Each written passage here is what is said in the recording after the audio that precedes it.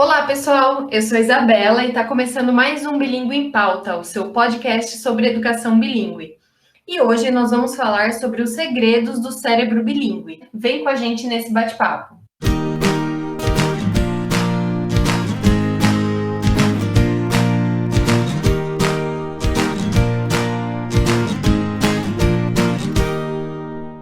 Saber um pouco mais sobre como o cérebro bilíngue funciona ajuda pais e professores a entenderem os benefícios do bilinguismo e também a compreenderem o processo de aprendizagem das crianças. Hoje, receberemos convidados especiais que são estudantes da pós-graduação em Educação Bilíngue pelo Instituto Singularidades, para debatermos informações mais técnicas sobre os processos de aprendizagem de uma língua adicional e também desmistificar neuromitos. Bom, pessoal, antes de mais nada, eu agradeço pela participação de vocês.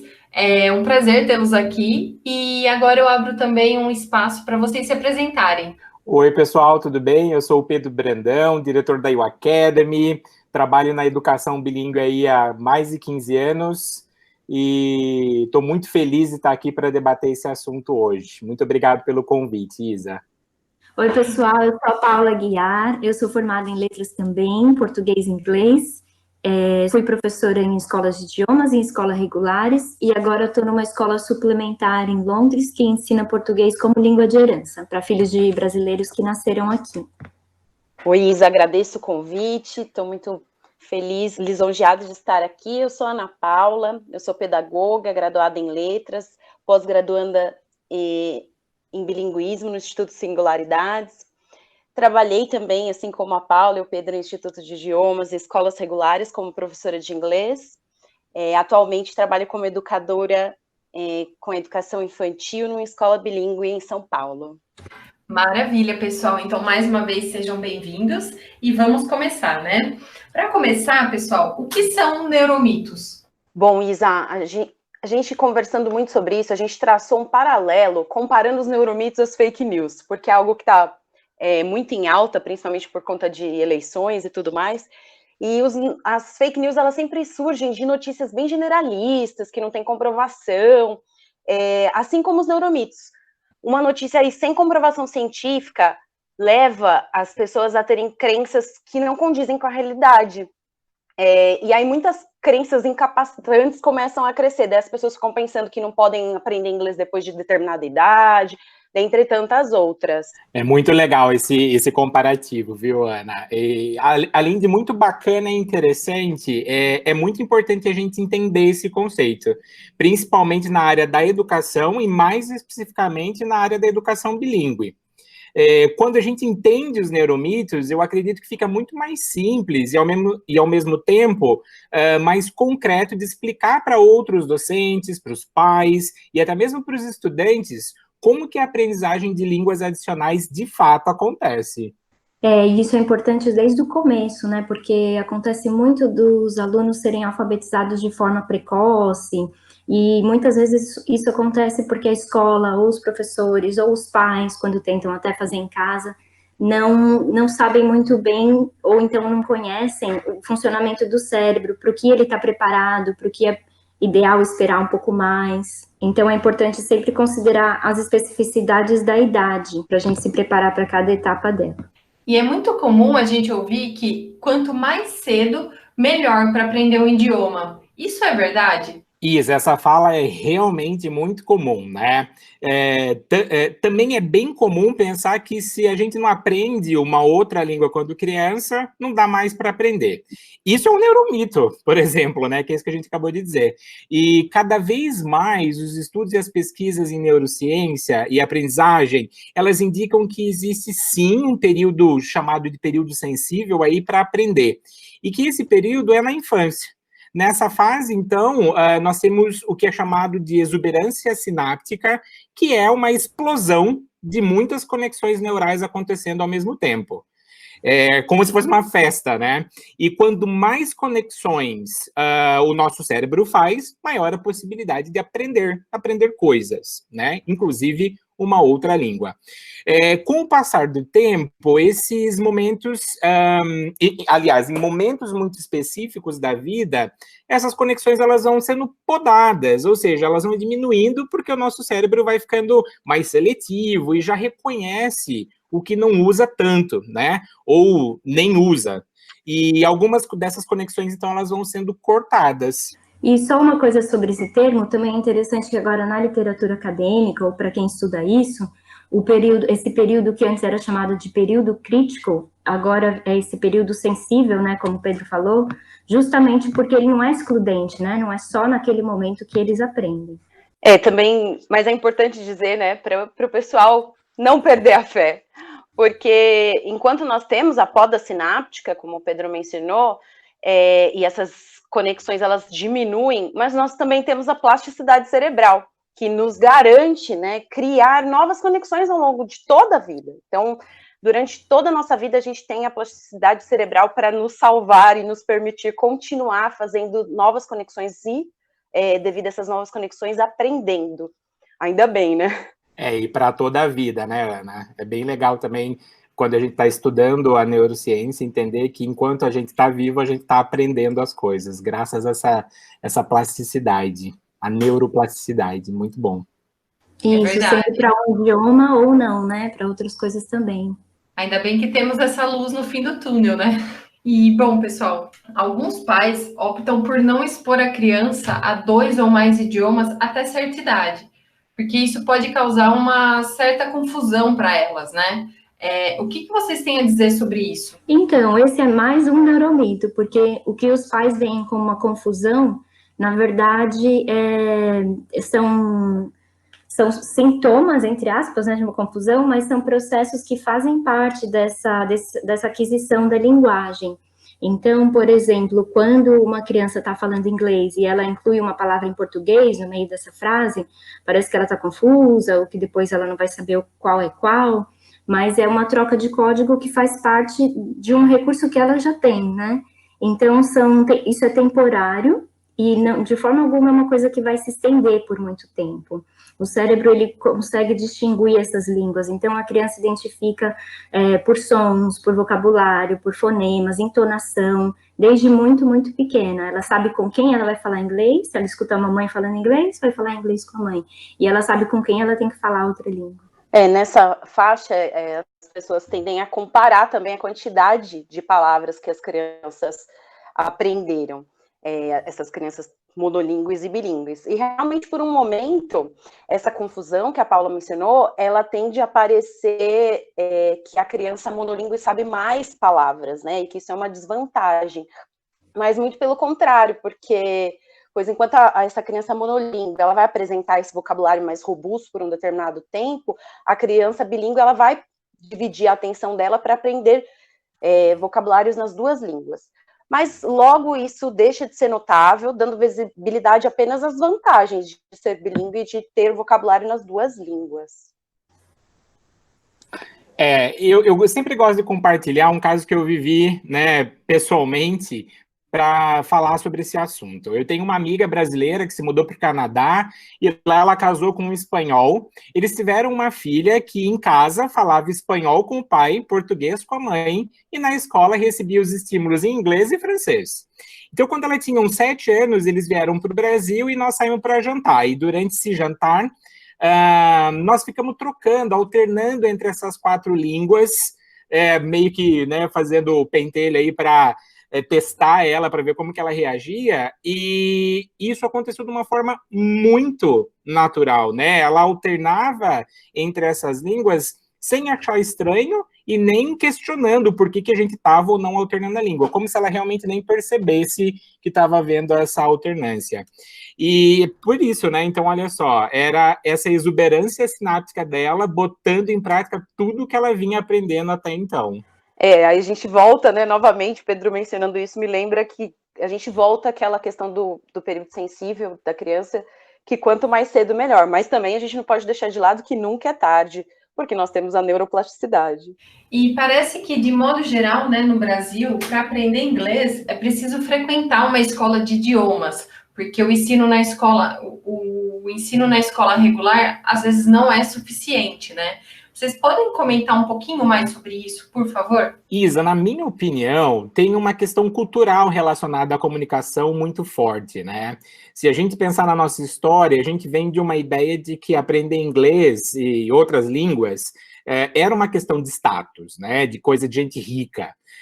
Hoje parece que todo mundo entende a importância da fluência em outros idiomas, mas ainda é muito elitizado, muito penoso, trabalhoso e um processo eterno, né? E, gente, é muito irônico essa postura, né, essas falas e essa compreensão num país plurilingüe na sua essência, não é mesmo? Se a gente for pensar aqui que no Brasil existem mais de 270 línguas indígenas, por exemplo, diferentes, né? Nós somos essencialmente formados por imigrantes europeus, e com tantos imigrantes do mundo todo, como que pode isso acontecer ainda, né? Pedro, para completar um pouquinho aí da sua fala, eu noto também que essa questão, como você falou, de ser elitizado e tudo mais, ela deixa assim, muito perceptível que as pessoas não acham relevante, né, em algumas situações, o aprendizado de outra língua quando no ensino público. E como o cérebro tem essa questão de só querer aprender o que é relevante, o que vai ser utilizado, muitas vezes eu acredito que essa segunda língua seja deixada de lado por conta disso. Além de diversas outras questões políticas que alongariam demais aqui o nosso podcast. Verdade, Ana, a gente ia precisar de um outro podcast só para falar sobre isso. Mas até assim, né, pensando ainda nessa questão cultural, a gente também não é um país que valoriza o uso desses outros idiomas, e aqui eu vou usar como exemplo o inglês, né? A gente não valoriza o uso dessa língua fora da sala de aula, né? Então é muito difícil você estar num barzinho e ter dois brasileiros falando em inglês porque querem praticar, né? Então por isso fica sempre isso, o uso da língua ele ainda está muito restrito ao espaço da sala de aula, o que é com certeza a gente perdendo uma grande oportunidade aí de praticar e trazendo isso de forma muito bilíngue para a nossa cultura, né? Isso, infelizmente, é muito comum que as pessoas procurem escolas de idiomas para os filhos, para que eles aprendam inglês, porque a escola regular não basta. O que acaba acontecendo é que a escola de idioma, por ter normalmente um número menor de alunos, ou ter um pouco mais de liberdade em planejamentos, em atividades, ela consegue explorar outros recursos, porque o que acontece, por exemplo, quando a gente recebe uma informação nova, é que um registro que já tem no nosso cérebro, ele acaba sendo fortalecido e ele vira mesmo um traço de memória mais durável quando esse processo ele é consolidado. E aí o que acontece é que quando você tem a chance de repetir um conteúdo de formas diferentes, quando além do recurso verbal você consegue também usar processamentos auditivos, visuais, o de olfato, tátil, tudo isso reforça esse registro que a gente tem. Isso realmente fica consolidado, o que seria o aprender, ao invés de decorei e esqueci, aprendi e esqueci. Na verdade, você aprende quando você consolida. E a escola de idiomas acaba tendo mais tempo e espaço para fazer isso, e principalmente porque o tempo é dividido entre uma quantidade menor de alunos. E quais são outros benefícios do cérebro bilíngue? Antes de mais nada, eu acho que é bem bacana a gente pensar na palavra benefícios ao invés de vantagens aqui nesse contexto, né? E muitas vezes a gente falava as vantagens do cérebro bilíngue, daí essa impressão de competição. Mas, na verdade, quando a gente compara os cérebros bilíngue e monolíngue, o objetivo não é diminuir ou aumentar o valor de um ou de outro, né? Mas é mesmo mostrar os benefícios de uma educação bilíngue consistente na formação do cérebro. Isso, e além desses benefícios linguísticos e sociais que a pessoa tem quando fala duas línguas ou mais, que pode ser tanto manter contato com uma família, ter amizades de diferentes backgrounds culturais, ou ler um livro, assistir um filme no idioma original, tem também as vantagens cognitivas, né? E aqui a gente pode falar de 3 funções executivas que são muito beneficiadas. A primeira é o sistema inibitório, que no cérebro bilíngue tem um desenvolvimento um pouco excepcional, a gente pode falar assim, e ele é muito importante para a nossa vida social, que seria resistir à inclinação para fazer alguma coisa, ou saber em que momento falar, quando controlar os impulsos, o que fazer. Isso tanto na infância quanto na vida adulta. E por isso que é tão importante, tanto para manter as nossas relações de amizades pessoais, quanto um emprego, né?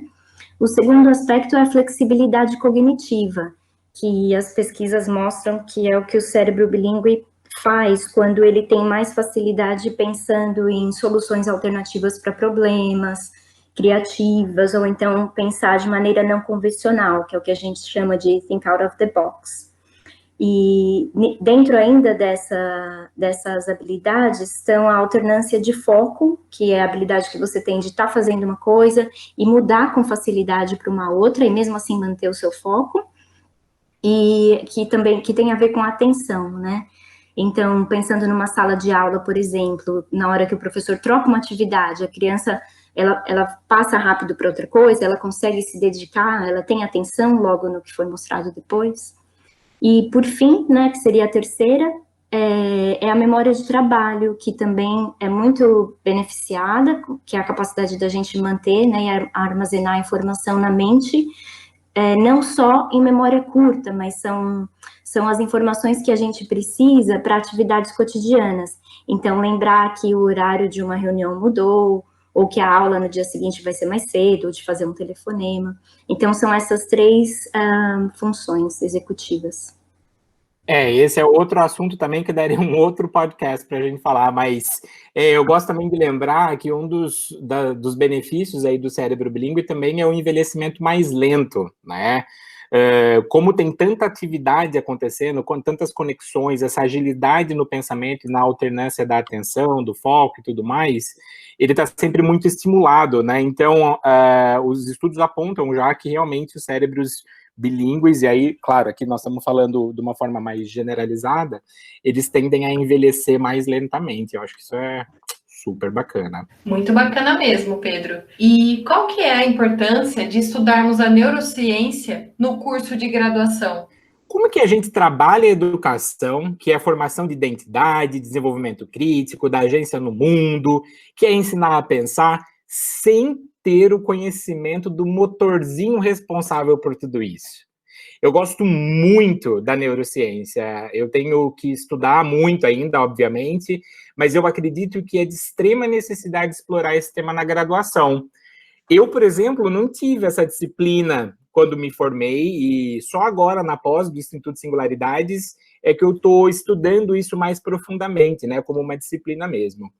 E a forma como a gente explora a neurociência na educação, no caso ali do Instituto Singularidades com a nossa professora Adriessa Santos, foi muito simples e fantástico.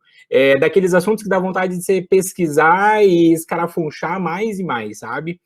Eu sempre sonhei em ter isso na graduação, de verdade. Teria me ajudado muito, mas muito mesmo na minha jornada como educador.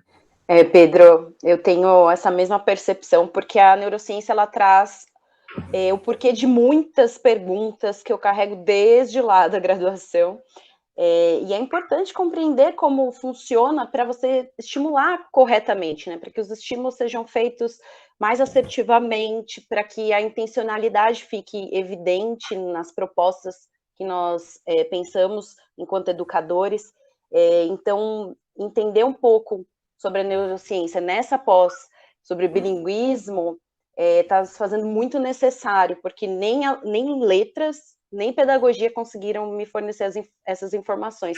Eu espero que os colegas tenham mais sorte que nós, né, Pedro, que tivemos que esperar a pós para compreender mais sobre o cérebro. Verdade, Ana. Estou aqui na torcida. E falando agora de emoções, pessoal, qual que é o papel da afetividade no processo de bilinguismo? Aqui, tomando como exemplo onde eu estou trabalhando agora, que é uma escola de português como língua de herança para filhos de brasileiros nascidos em Londres. Normalmente os casais são binacionais, então ou o pai fala português ou a mãe. A gente sempre tenta deixar claro que é uma tarefa que a gente faz em conjunto, que os pais têm que trabalhar com a criança, assim como a gente trabalha em sala de aula, senão não é suficiente. Porque quando os alunos vêm para a escola de português, o que é só uma vez por semana, eles fazem aqui ao sábado, uma escola complementar. Na verdade, eles chamam de escola suplementar. E aí eles encontram os colegas que não são os mesmos, que eles vêm na escola de segunda a sexta-feira, e não é a primeira língua deles, então eles já têm um pouquinho aquela dificuldade na comunicação, não é tão espontânea. E aí é fundamental que eles tenham uma motivação para estar ali. Então, quando a língua é falada, escutada em casa com frequência, quando os pais dão um pouco de sentido, fazem uma refeição só para falar em português, por exemplo, ou ligam para os avós, ligam para os familiares, no FaceTime, no Skype, tudo isso dá mais sentido. E aí, se o aluno já conhece, por exemplo, a Turma da Mônica, ou o Sítio do Pica-Pau Amarelo, quando a gente usa isso em sala de aula, eles, o que a gente fala, eles ativam aquele filtro afetivo, aquilo tem mais sentido para eles e a aula fica muito mais prazerosa, eles sentem que eles estão em casa. Agora, Paula, você falando sobre isso, eu trabalhando com early years, né, com educação infantil, isso é algo muito importante no processo, porque a afetividade, ela, principalmente com os pequenos, ela tem que se fazer presente, ela tem que acontecer dentro da sala de aula para trazer relevância, para que eles tenham vontade de estar lá com uma língua diferente que eles nem mesmo escutam em casa. Então, a Paula falando um pouco sobre esse filtro, né, da afetividade, eu acho que isso é algo muito importante que os educadores precisam conhecer e precisam trabalhar dentro da sala de aula, independente se essa sala de aula for bilíngue ou não. Isso, e para isso eles precisam conhecer muito bem os alunos, né, Ana? Por isso que é importante fazer sempre um trabalho de sondagem, principalmente nessa área de língua de herança. A gente tem que conhecer a família, tem que saber como é um pouco a rotina deles, qual é a relação com o idioma. Porque, por exemplo, às vezes o pai procura e a gente na escola fala, para você falar com a vovó, para você conversar. Mas muitas famílias não têm, né? Mas muitas pessoas que moram aqui já não têm família no Brasil, então não tem a vovó, né? Com quem vai conversar? Então a gente sempre tem que conhecer para saber como acessar essa criança, o que é importante para ela, né? Onde está a afetividade dela. E por que essa criança, às vezes, se recusa a conversar na língua adicional? Para responder essa pergunta, a gente retoma um pouco o que foi da anterior, né? Porque às vezes os pais querem que os filhos conversem, falem em português, mas ou eles mesmos não conversam, ou o contexto é outro, né? E para criança bilíngue ou adolescente, até para os adultos, na verdade, essa escolha do idioma a ser falado naquele momento, ela não é aleatória, né? Ela passa por aquele filtro afetivo. E aí, por exemplo, aqui em Londres é bem comum que eles falam, meu filho não fala português em casa, ele não tá falando. Mas porque ele vai para a escola e de segunda a sexta, sei lá, ele fala inglês, e inglês é o idioma que tá na televisão, que tá com os amigos. Mas aí acontece que quando eles vão para o Brasil, por exemplo, essa criança fala e consegue conversar e tem uma competência comunicativa muito boa. Então, vem à tona o que, na verdade, já estava sendo trabalhado, né, mas é que às vezes é um processo silencioso, e aí, e depois você percebe, nossa, mas ele está falando tudo isso, mas ele não fala nada em casa, porque é o contexto, né, que traz isso à tona. Não, eu acho que é isso mesmo, eu estava pensando, todo professor, toda professora que trabalha com língua adicional já ouviu isso de pais, de outros adultos que conhecem pouco sobre a aquisição da linguagem, né? E esse tema é um mega gerador de neuromitos, eu penso, e tem muita gente que pensa que isso é porque a criança está confundindo as línguas, como a gente falou, né, anteriormente, ou ela está esquecendo a língua de nascimento, tem alguns problemas de aprendizagem, está desenvolvendo problemas fonológicos e precisa de uma fono, vai longe essa lista, né?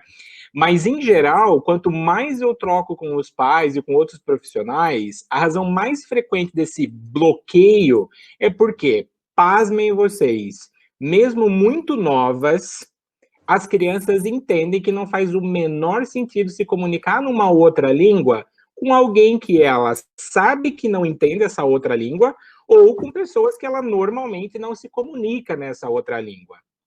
Ela vai achar estranho mesmo, desnecessário e até desconexo. E por isso, muitas vezes, ela vai simplesmente se calar, virar as costas e te deixar ali sozinho, né?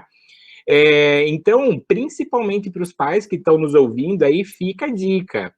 assim como a educação bilíngue traz naturalidade no uso dessa outra língua no cotidiano ali da escola, né, fora das paredes da escola, isso também tem que acontecer, isso também precisa existir. Bom, pessoal, e agora eu abro um espaço, então, para vocês comentarem algo que talvez acabamos não mencionando, né, na nossa conversa, ou então para deixarem uma mensagem final para os nossos ouvintes. Gente, minha mensagem final aqui é que entender sobre o cérebro é fundamental para quem trabalha com educação e principalmente, né, com o ensino e desenvolvimento da linguagem, seja ela qual for. Então, busque conhecer mais sobre essa temática, para que a sua jornada na educação seja mais cheia de sucessos e com menos cabeçadas, né, como foi a minha, por exemplo. Pedro, eu reforço aqui que para auxiliar os estudantes, as crianças que nós estamos convivendo diariamente enquanto educadores, nós precisamos entender mesmo como funciona o comando, né, de tudo, da aquisição, da aprendizagem da linguagem. Então, para cumprir nosso papel enquanto educador, cabe facilitar isso para a criança. Então, para usar de intencionalidade, aproximar as crianças de um contexto relevante para o aprendizado, tanto da língua como de diversas outras coisas, nós precisamos, sim, compreender um pouquinho de neurociência, pelo menos um pouco, né? E é muito importante também que os pais tenham acesso a isso, né? Então, hoje, felizmente, e ainda mais nesse tempo de pandemia, tem muito material, tem muitas conversas acontecendo online, workshops, e é sempre interessante, porque a neurociência, aqui a gente está falando da educação, né, especificamente, mas acho que para todo mundo que convive com criança, sendo professor ou não, é muito importante a gente saber, né, como funciona a cabecinha deles, o que se passa, o que está acontecendo, porque ajuda em todos os processos e a gente respeita o tempo delas, né, porque acontece muito que a gente às vezes impõe, quer fazer, quer que fale tantas línguas, quer que faça várias atividades, e na verdade a gente tem que entender em que etapa que a criança está, se ela está pronta ou não para isso. Maravilha, pessoal. Foi muito legal o nosso bate-papo, agradeço demais pela participação de vocês. Certamente foi bastante enriquecedor aí, trouxe bastante conteúdo relevante, né, para os nossos ouvintes. Muito obrigada por terem aceitado o convite e pela participação de vocês. Obrigada também, foi um prazer. Obrigado, Isa. Obrigado, pessoal. E desejamos aí que esse assunto não se encerre por aqui. Vamos seguir em frente. Obrigada, pessoal. Espero que esse material seja relevante e chegue para muitas pessoas. Com certeza. E você, gostou? Acompanhe nossos próximos episódios do Bilíngue em Pauta e mergulhe nesse universo da educação junto com a gente. Cada episódio um assunto novo e sempre com convidados que têm muita bagagem no setor. Até o próximo.